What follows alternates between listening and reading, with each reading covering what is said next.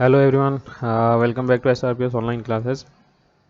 Last class में हमने displacement time और स्पीड टाइम के बीच में कुछ ग्राफ्स थे, उन ग्राफ्स की स्टडी करी थी। आज हम इसी स्टडी को आगे इंक्रीज करेंगे, बढ़ाएंगे।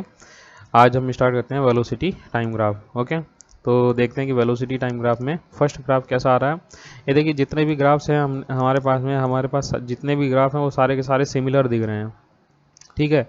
लेकिन सिमिलर ग्राफ होने के बावजूद इसके अंदर चूँकि हमने यहाँ पर यहाँ पे जो फिज़िकल क्वांटिटी ली है वो डिफरेंट ली हुई है, उस फिज़िकल क्वांटिटी के डिफरेंस की वजह से इस पूरे ग्राफ का जो इंटरप्रिटेशन होगा वो डिफरेंट हो जाता है, ठीक है। उसका पूरा जो टोटल मीनिंग है वो ही चेंज हो जाता है।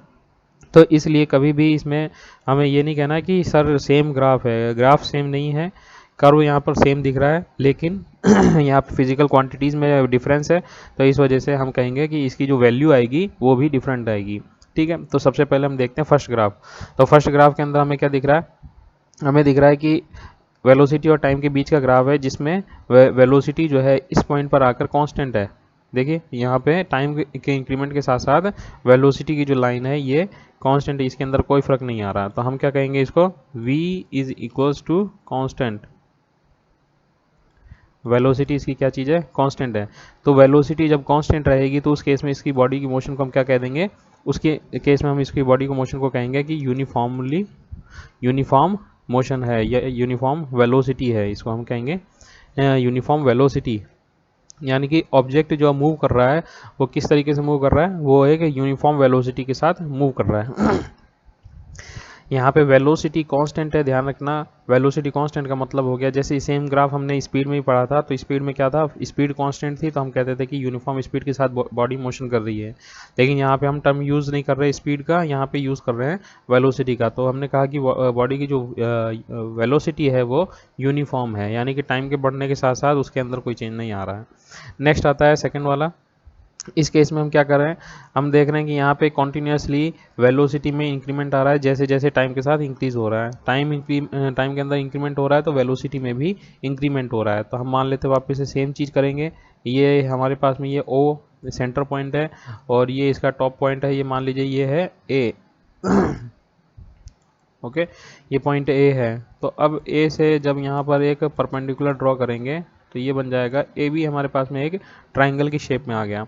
अब ये जो ओ ए है ये हमारे लिए कर्व का काम करेगा। इस कर्व का हम देखेंगे कि टाइम यानी कि हॉरिजॉन्टल एक्सिस जो है, इस हॉरिजॉन्टल एक्सिस के रेस्पेक्ट में इसका एंगल कितना है। तो ये हमने फाइंड आउट कर लिया। मान लीजिए कि ये है थीटा एंगल बना रहा है, हॉरिजॉन्टल के साथ में ये थीटा एंगल फॉर्म कर रहा है। तो जब ये थीटा एंगल फॉर्म कर रहा है तो इसका अब यहाँ से हम स्लोप निकाल सकते हैं। अब सिंस ये एक स्ट्रेट लाइन है तो हम कहेंगे कि इसका जो स्लोप होगा वो पूरी स्ट्रेट लाइन के लिए हर पॉइंट पर सेम रहेगा। तो जब किसी कर्व पर स्लोप की जो वैल्यू है वो हर पॉइंट पर सेम आ रही है तो हम क्या कहेंगे कि यहाँ पर जो भी इस स्लोप से निकलने वाली, अब देखिए ध्यान दीजिए, यहाँ पे वेलोसिटी और टाइम का ग्राफ था, तो वेलोसिटी टाइम के स्लोप से हमें क्या वैल्यू फाइंड आउट करेंगे, क्या पता चलेगा? चलिए सबसे पहले इसको देख लेते हैं। इसको स्लोप को निकालने का क्या तरीका था? हम निकालते थे m is equals to tan theta, ठीक है, इज इक्वल्स टू, इसकी वैल्यू क्या हो जाएगी? Tan theta equals to perpendicular upon base. यहाँ पे परपेंडिकुलर का काम कर रहा है A B divided by base का काम कर रहा है ओ बी, ठीक है। तो परपेंडिकुलर अपॉन बेस। अब ए बी की वैल्यू जो है ये कितनी है? ए बी, ये ए बी जो है ये वेलोसिटी के करस्पॉन्डिंग आ रही है, तो हम कह सकते हैं कि ए बी की जो वैल्यू है वो वेलोसिटी के बराबर है। जबकि ओ बी की वैल्यू किस में आ रही है? ओ बी ये टाइम एक्सिस पर है, तो इसका मतलब ओ बी जो है वो टाइम के अंदर मेज़र किया जाएगा, टाइम के यूनिट्स में मेज़र किया जाएगा। तो जब इसका स्लोप हम कैलकुलेट करेंगे तो उसको हम कैसे लिख सकते हैं? हम लिख सकते हैं कि m is equals to tan theta is equals to velocity, sorry, is equals to velocity upon time. तो ये क्या है? वेलोसिटी अपॉन टाइम का मतलब क्या हो गया? ये हो गया कि change in velocity upon change in time को शो कर रहा है। तो एक तरीके से ये rate of change of velocity को शो कर रहा है। तो rate of change of velocity क्या होती है? Rate of change of velocity होती है acceleration. Rate of change of velocity क्या होती है? एक्सेलरेशन। तो इसका मतलब क्या हो गया कि इस ग्राफ का जो स्लोप है वो हमें क्या बता रहा है? वो बता रहा है एक्सेलरेशन को। इस ग्राफ का स्लोप हमें क्या बता रहा है, एक्सेलरेशन को। तो हम यहाँ पे इसको क्या लिख सकते हैं, इस चीज़ को यहाँ पे पॉइंट की फॉर्म में लिख देते हैं कि slope of the velocity time curve, VT curve मैंने लिख दिया इसको, slope of the velocity time curve defines acceleration of the body. ठीक है, क्या डिफाइन करता है, ये एक्सेलरेशन ऑफ द बॉडी को डिफाइन करता है। ठीक है, तो जब ये एक्सेलरेशन को डिफाइन कर रहा है तो हम इसको कौन सी बॉडी की जो मोशन है इसको हम कौन सी मोशन कह सकते हैं, ये जो बॉडी की मोशन है यहाँ पे हम क्या कह रहे हैं कि यहाँ पे देखिए एक तरीके से एक्सेलरेशन जो बॉडी का है वो कांस्टेंट है। तो जब बॉडी की एक्सेलरेशन कांस्टेंट है, क्योंकि यहाँ से यहाँ तक ओ से लेकर ए तक हर पॉइंट पर इसकी स्लोप की जो वैल्यू है वो कांस्टेंट है, तो स्लोप की वैल्यू कांस्टेंट है, यानी कि इसको मैं लिख देता हूँ ये एक्सेलरेशन के बराबर है, और ए की जो वैल्यू है वो कांस्टेंट है। तो जब एक्सेलरेशन कांस्टेंट है तो बॉडी की मोशन किस टाइप की होगी, तो उस टाइम में हम कहेंगे कि बॉडी की जो मोशन है वो कांस्टेंट एक्सेलरेशन के साथ मोशन में है, या फिर इसको हम कह देंगे uniformly accelerated motion, uniformly accelerated motion. Clear है, ये जो बॉडी की मोशन है इसको हमने कह दिया ये है यूनिफॉर्मली एक्सेलरेटेड मोशन।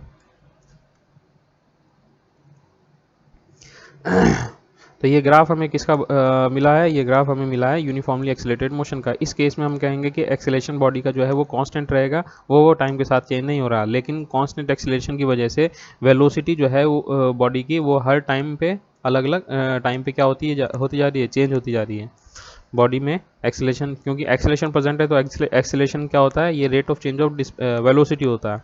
ठीक है, दूसरा हम यहाँ पे क्या निकाल सकते हैं, दूसरी चीज़ यहाँ से फाइंड आउट कर सकते हैं एरिया अंडर द कर्व। तो एरिया अंडर द कर्व कौन सा है, ये है इसका कर्व, तो इसके कर्व के नीचे का एरिया जो है ये ट्राइंगल OAB के एरिया के बराबर है। तो दूसरा यहाँ पे हम फाइंड आउट करते हैं area under the curve, area under the curve. तो ये कितना हो जाएगा, इसको हम कैलकुलेट कर लेते हैं। तो सपोज करो in triangle OAB, in triangle OAB, triangle OAB में इसका जो एरिया रहेगा, ये देखिए ये एंगल ABO, तो ये क्या है 90 डिग्री का है, तो इसका मतलब ये हमारे पास में एक राइट एंगल ट्राइंगल हो गया। तो उस केस में AB जो है इसके लिए परपेंडिकुलर का काम कर जाएगा और OB जो है वो बेस का काम करेगा। तो हम क्या कहेंगे कि area of triangle OAB, area of triangle OAB इसकी वैल्यू किसके बराबर हो जाएगी, half of perpendicular AB multiplied by base OB। ठीक है, half of perpendicular into base. तो इसकी जो वैल्यू है वो किसके बराबर हो गई, 1/2 इंटू AB का मतलब AB किसके करस्पॉन्डिंग वैल्यू दिखा रहा है, ये वेलोसिटी के करस्पॉन्डिंग वैल्यू दिखा रहा है। तो हम इसको लिख सकते हैं कि velocity V into OB time के करस्पॉन्ड वैल्यू दिखा रहा है, तो हम इसको लिख सकते हैं टाइम T। तो एरिया ऑफ OAB की वैल्यू जो है half of V into T। अब हाफ तो खैर यहाँ पे मैग्नीट्यूड को सिंपली रिप्रेजेंट कर रहा है, कांस्टेंट टर्म है, इसको इग्नोर कर सकते हैं। फिजिकल क्वांटिटी में यहाँ पर क्या बन रहा है, यहाँ पे वेलोसिटी की टर्म मिल रही है, दैट इज मीटर पर सेकेंड इसकी यूनिट हो जाएगी, मल्टीप्लाई करते हैं टाइम से, टाइम की यूनिट है सेकेंड। तो अब देखिए ये सेकंड और सेकंड को जब आपस में मल्टीप्लाई करेंगे तो यहाँ से यूनिट इसकी क्या बन रही है, यूनिट मिल के आ रही है हमारे पास में मीटर, यूनिट क्या आ रही है इसकी, मीटर। अब यहाँ पर भी यूनिट मीटर आ रही है, और हमने जो ऊपर में स्पीड टाइम ग्राफ बनाया था, ये देखिए ये जो स्पीड टाइम ग्राफ था, इस स्पीड टाइम ग्राफ के अंदर भी जब हमने area under the curve calculate किया था, तो यहाँ पर भी ये देखिए जो यूनिट आई थी वो मीटर आई थी। तो हम कैसे फाइंड आउट करेंगे कि ये जो यूनिट है वो डिस्टेंस की है या फिर डिस्प्लेसमेंट की है। अब देखिए कर्व यहाँ पर सीधा सीधा किसका बता रहा है, ये वेलोसिटी टाइम का है, और जबकि पहले स्पीड और टाइम के बीच का कर्व था। तो इसका मतलब क्या हो गया कि वेलोसिटी जहाँ पर होगी तो वहाँ पर रिलेटेड टर्म जो आएगी वो डिस्प्लेसमेंट की आएगी, ना कि डिस्टेंस की आएगी। क्यों, क्योंकि वेलोसिटी कैसे बनती है, velocity is the rate of change of displacement, ना कि rate of change of distance. ठीक है, तो इसलिए जब हम इसका एरिया निकाल रहे हैं तो एरिया निकालने पर जो यूनिट हमें मीटर की मिल रही है, ये यूनिट मीटर की नहीं, डिस्टेंस की नहीं होगी, ये यूनिट डिफाइन करेगी डिस्प्लेसमेंट को। क्यों? क्योंकि हमें डिस्प्लेसमेंट को ये डिफाइन करेगी क्योंकि हमें ये वेलोसिटी टाइम ग्राफ से मिला है। क्लियर है? तो दो चीज़ें हमें पता चल गई, एक तो स्लोप यहाँ से पता चल गया, स्लोप यहाँ से पता चल गया। स्लोप हमें क्या बता रहा है? स्लोप कह रहा है, फर्स्ट थिंग है ये, स्लोप कह रहा है कि जो इसका बॉडी का जो कर्व का जो स्लोप होगा वो एक्सेलरेशन को प्रेजेंट करेगा। दूसरी चीज़ यहाँ पे हम कह रहे हैं कि जो एरिया अंडर द कर्व है ये किस चीज़, सॉरी, ये एरिया अंडर द कर्व जो है ये किसको रिप्रेजेंट करेगा? It tells us the displacement of the body, displacement of the body. Clear है? तो ये हमें डिस्प्लेसमेंट बता रहा है ये हमें डिस्प्लेसमेंट बता रहा है और स्लोप जो है हमें वो एक्सेलरेशन बता रहा है। तो ये दो हमने इस कर्व को देखते हुए हमने दो फिजिकल क्वांटिटीज़ हैं वो हमने फाइंड आउट करी हैं। वो दो फिजिकल क्वांटिटीज़ क्या हैं? एक तो है एक है डिस्प्लेसमेंट और दूसरा है, सॉरी, एक है डिस्प्लेसमेंट और दूसरा है एक्सेलरेशन। ठीक है, दो फिजिकल क्वांटिटीज़ हमने यहाँ पर फाइंड आउट करी हैं। अब इसी तरीके से नेक्स्ट ग्राफ पे आते हैं। नेक्स्ट ग्राफ में हमें क्या दिख रहा है? हमें वेलोसिटी टाइम ग्राफ का एक कर्व दिख रहा है जो कि किस टाइप का है? जो कि यूनिफॉर्म नहीं है। तो यूनिफॉर्म नहीं है तो इसका मतलब हम कैसे पता चलेगा कि ये किस तरह का मोशन है? ये इंक्रीज़ कर रहा है या डिक्रीज़ कर रहा है? सीधी सी बात है, हम अलग अलग पॉइंट्स पे इसके क्या निकालेंगे? यहाँ पर हम अलग अलग पॉइंट्स पर टेंजेंट ड्रॉ करेंगे और वहाँ से स्लोप की जो वैल्यू है वो कैलकुलेट करेंगे। हमने यही सेम तरीका हमने पहले भी दिखाया हुआ है, तो यही सेम तरीका हम यहाँ पर भी फॉलो करेंगे।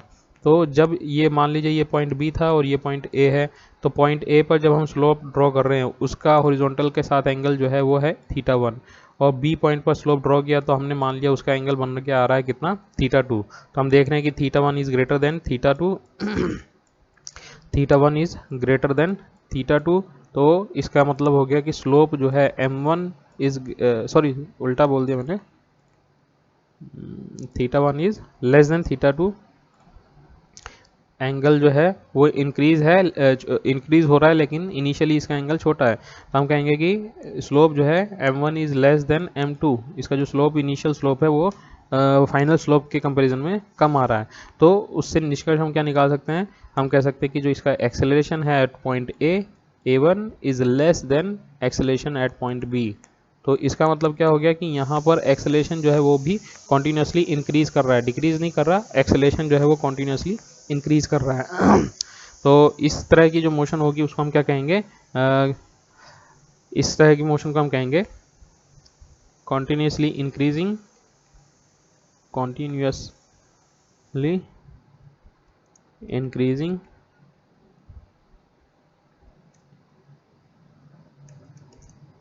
Accelerated motion. ठीक है, यहाँ पर इसकी एक्सेलरेशन की जो वैल्यू है वो कॉन्टीन्यूसली इंक्रीज हो रही है, जबकि यहाँ पर क्या हो रहा है? यहाँ पर इसका अपोजिट हो रहा है। यहाँ पे हम कहेंगे कि बॉडी में जो एक्सेलरेशन है वो डिक्रीज हो रहा है। ये अगर हम पॉइंट मान लेते हैं, ये पॉइंट ए है, सॉरी, इस टाइप से, और ये हमने इसकी टेंजेंट ड्रॉ कर ली, और दूसरा पॉइंट हमने मान लो यहाँ पे ले लिया, तो ये इसकी हॉरिजॉन्टल लाइन और ये इसकी टेंजेंट। तो θ1 ये है और ये θ2 है, तो इसके θ1 के कंपैरिजन में θ2 कैसा दिख रहा है?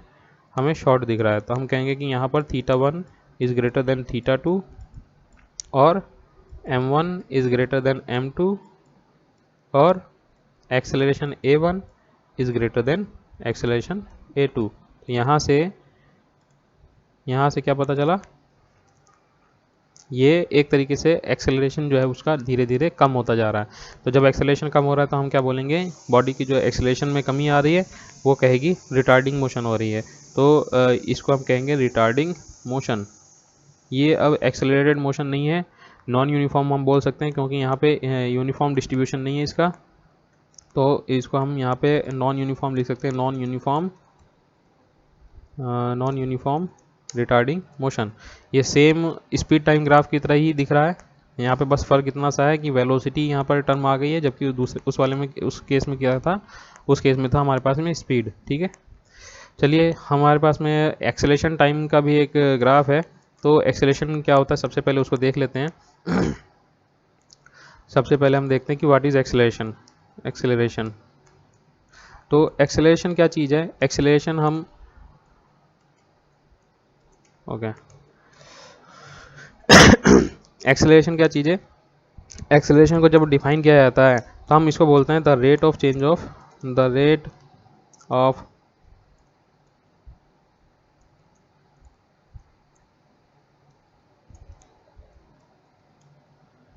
it is a rate of change of velocity with respect to time, with respect to time।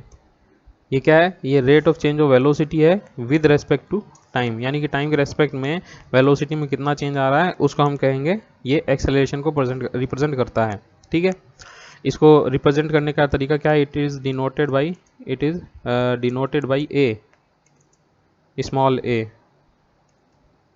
ठीक है, इसको स्मॉल ए से हम डिनोट करते हैं एक्सेलरेशन को। तो यहाँ से हम एक्सेलरेशन की वैल्यू क्या निकाल सकते हैं?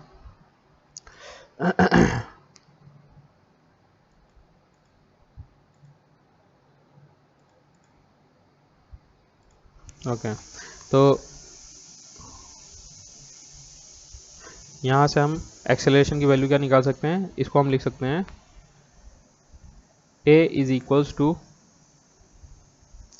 हम यहाँ पे इक्वेशन के टाइप ले लेते हैं। ओके, ये हमारे पास इक्वेशन का टाइप आ गया। तो हम इसको लिख सकते हैं कि a इज इक्वल्स टू, अब ये क्या है? यहाँ पर हमें चाहिए चेंज, तो चेंज हम क्या लेंगे? वेलोसिटी में चेंज चाहिए, तो वेलोसिटी में चेंज को हम शो करते हैं डेल्टा से। तो हम यहाँ पर ले लेंगे delta v divided by delta t, delta v divided by delta t। ठीक है, तो ये जो delta v divided by delta t आया है, ये क्या चीज़ है? ये रिप्रेजेंट कर रहा है चेंज इन वेलोसिटी को divided by change in time interval, या फिर चेंज इन टाइम यानी कि टाइम इंटरवल को। क्लियर है? तो ये हमारे लिए एक्सेलरेशन का रिप्रेजेंटेशन हो गया। अब एक्सेलरेशन तो है, इसकी यूनिट हम कैसे फाइंड आउट करेंगे? यूनिट को फाइंड आउट करने का सबसे बढ़िया तरीका है ये जो फार्मूला है, इस फार्मूले में हम हर एक जो फिजिकल क्वांटिटी उसकी यूनिट को हम यहाँ पर रिप्रेजेंट करें। तो यूनिट ऑफ ए, ये हम कैसे फाइंड आउट करेंगे? इसकी वैल्यू क्या आ रही है? इसकी वैल्यू आ रही है delta we by delta T. Delta we जो है ये चेंज इन वेलोसिटी है, तो वेलोसिटी और चेंज इन वेलोसिटी दोनों का हम मीटर पर सेकंड में मेज़र करते हैं। तो इसको भी हम मेज़र करेंगे मीटर पर सेकंड में, डिवाइडेड बाई टाइम इंटरवल जो है इसको हम रिप्रेजेंट करेंगे सेकंड के अंदर। तो ये कितना हो जाएगा? ये हो जाएगा मीटर पर सेकंड अपॉन सेकंड। तो यहाँ से इसकी वैल्यू क्या बन के आ रही है? मीटर पर सेकंड स्क्वायर। तो एक्सेलरेशन की यूनिट क्या बन के आ गई? एक्सेलरेशन की यूनिट आ गई मीटर पर सेकंड स्क्वायर। हमने फर्स्ट चैप्टर के अंदर इसकी डायमेंशंस के बारे में पढ़ा था हमने, इसके डायमेंशन के बारे में। तो इसका डायमेंशन क्या हो जाएगा? Dimension of acceleration, dimension of acceleration कितना हो जाएगा? इसको हम लिखेंगे स्क्वायर ब्रैकेट के अंदर m0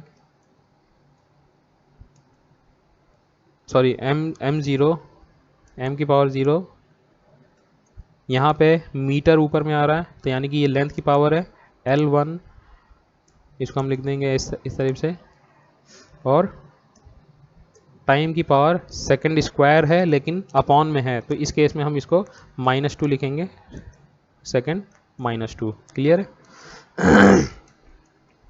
तो ये हो गया m0 L1 t -2। इस तरीके से हमने ये फर्स्ट चैप्टर में इसकी यूनिट को भी डिराइव किया है। क्लियर है? तो इस तरीके से हम एक्सेलरेशन की वैल्यूज़ को फाइंड आउट करते हैं। अब इसके बीच में अगर हमें ग्राफ प्लॉट करना हो तो ग्राफ कैसे हम बनाएंगे? इसका ग्राफ हम बनाते हैं इस टाइप से। सपोज करो ये हमारे पास में एक्सेलरेशन और टाइम का ग्राफ है। यहाँ पर हमने वर्टिकल एक्सिस पर एक्सेलरेशन ले लिया और हॉरिजॉन्टल एक्सिस पर टाइम ले लिया। तो वापस से सेम चीज़ यहाँ पर आती है कि अगर हम एक स्ट्रेट लाइन ड्रॉ करते हैं, तो स्ट्रेट लाइन ड्रॉ करने का मतलब क्या हो गया कि ये बता रहा है कि एक्सेलरेशन की जो वैल्यू है, एक हॉरिजॉन्टल लाइन ड्रॉ करते हैं तो ये क्या कह रहा है कि ये हॉरिजॉन्टल लाइन बता रही है कि एक्सेलरेशन जो है ये कांस्टेंट है। तो ये एक्सेलरेशन कांस्टेंट है। और जब हमने वेलोसिटी टाइम ग्राफ लिया था, वेलोसिटी टाइम ग्राफ के अंदर जो ये वाला कर्व लिया था हमने, सॉरी, वेलोसिटी टाइम ग्राफ में जो ये वाला ग्राफ लिया था, तो इस केस में भी हमारे पास में एक्सेलरेशन की वैल्यू कैसी आ रही थी, यहाँ पे जब हम वेलोसिटी ले रहे थे और टाइम ले रहे थे, तो ये एक्सेलरेशन की वैल्यू यहाँ पर भी कांस्टेंट आ रही थी। ठीक है, तो इसका मतलब क्या हो गया कि ये वाला ग्राफ और ये वाला ग्राफ दोनों सिमिलर हैं। यहाँ से भी वेलोसिटी टाइम ग्राफ से भी कांस्टेंट एक्सेलरेशन दिख रहा है और यहाँ पर भी हमें कांस्टेंट एक्सेलरेशन दिख रहा है। क्लियर है? तो अगर हमें फिजिकल क्वांटिटीज़ में ये डिफरेंस करके बताना हो कि किस टाइप का दिखेगा, तो हम इस तरीके से बता सकते हैं। तीसरी चीज़ इसी के रिगार्ड हम ये भी कह सकते हैं कि अगर हमारे पास में मान लो कि डिस्प्लेसमेंट टाइम ग्राफ था, तो डिस्प्लेसमेंट टाइम ग्राफ में जो वैल्यूज़ आएगी, वो जो कर्व आएगा वो इस टाइप का आएगा। अब ये किसके बीच में आ गया? डिस्प्लेसमेंट और टाइम के बीच का ग्राफ है। तो इसका मतलब क्या हो गया?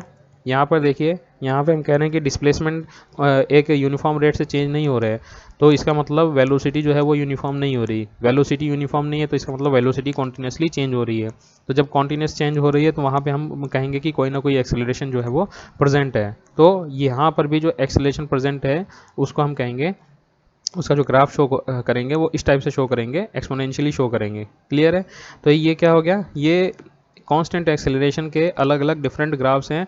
ये एक्सेलरेशन टाइम ग्राफ हो गया, ये वेलोसिटी टाइम ग्राफ हो गया और ये डिस्प्लेसमेंट टाइम ग्राफ हो गया। इन तीनों के बीच में रिलेशन जो है आपस में वो समझ सकते हैं कि कैसे कैसे ये एक दूसरे से इंटर रिलेट हैं। क्लियर है?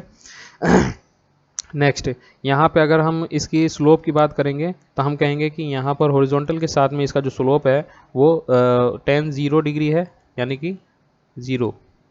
tan 0 का मतलब हो गया 0। तो इसका मतलब क्या हो गया कि एक्सेलरेशन टाइम का जो स्लोप है वो हमें 0 मैग्नीट्यूड दे रहा है, लेकिन एक्सेलरेशन टाइम ग्राफ का जो स्लोप है वो बताता क्या है? वो हमें कुछ नहीं बताता है।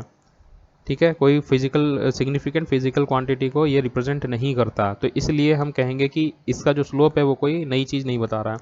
लेकिन अगर हमें area under the curve find out करना होगा, सॉरी हमें area under the curve find out करना होगा, तब हम क्या कहेंगे? तो इसका जो एरिया होगा, ये एक तरीके से देखिए, एरिया के लिए मैंने क्या बताया था, एरिया निकालने के लिए सपोज करो यहाँ से यहाँ तक का एरिया मुझे फाइंड आउट करना है, तो ये मैं इसको कह दूंगा, नेमिंग कर देता हूँ, ये है O A B and C। तो ये एक रेक्टेंगल का शेप ले रहा है OABC। तो इस रेक्टेंगल का जो टोटल एरिया होगा ये किसके बराबर होगा? ये हो जाएगा लेंथ इंटू विड्थ के बराबर। तो लेंथ यहाँ पे आ रही है AB, या जो कि टाइम के करस्पॉन्डिंग है, और BC यानी कि जो एक्सेलरेशन के करस्पॉन्डिंग है। तो अगर मैं एक्सेलरेशन को टाइम से मल्टीप्लाई कर दूंगा तो ये इसका टोटल एरिया शो करेगा। तो जब हम एक्सेलरेशन को टाइम से मल्टीप्लाई करते हैं तो वो क्या रिप्रेजेंट करता है? वो रिप्रेजेंट करता है वेलोसिटी v को। क्लियर है? ये किसको रिप्रेजेंट कर रहा है? ये वेलोसिटी को रिप्रेजेंट कर रहा है, वेलोसिटी को रिप्रेजेंट कर रहा है। तो इसका मतलब क्या हो गया कि एक्सेलरेशन टाइम ग्राफ का जो एरिया होता है वो वेलोसिटी को रिप्रेजेंट करता है। क्लियर है यहाँ तक? नेक्स्ट इसी में कहता है कि अगर सपोज करो एक्सेलरेशन टाइम ग्राफ का जो ग्राफ है वो एक स्ट्रेट लाइन मिले, एक्सेलरेशन टाइम ग्राफ का जो ग्राफ है वो एक स्ट्रेट लाइन मिले, इस टाइप से स्ट्रेट लाइन। तो ये A हो गया, ये T हो गया। तो इसका मतलब क्या हो गया? ये कह रहा है कि यहाँ पर एक्सेलरेशन जो है वो कॉन्टीन्यूसली इंक्रीज़ कर रहा है। तो जब एक्सेलरेशन इंक्रीज़ करता है तो बॉडी की जो मोशन होती है वो कांस्टेंट नहीं रहती, वो नॉन यूनिफॉर्म हो जाती है। तो हम कहेंगे कि ये जो रिप्रेजेंटेशन है ग्राफ है ये नॉन यूनिफॉर्म मोशन का है। ये किसका है? नॉन यूनिफॉर्म मोशन का ग्राफ है। आ गई बात समझ में?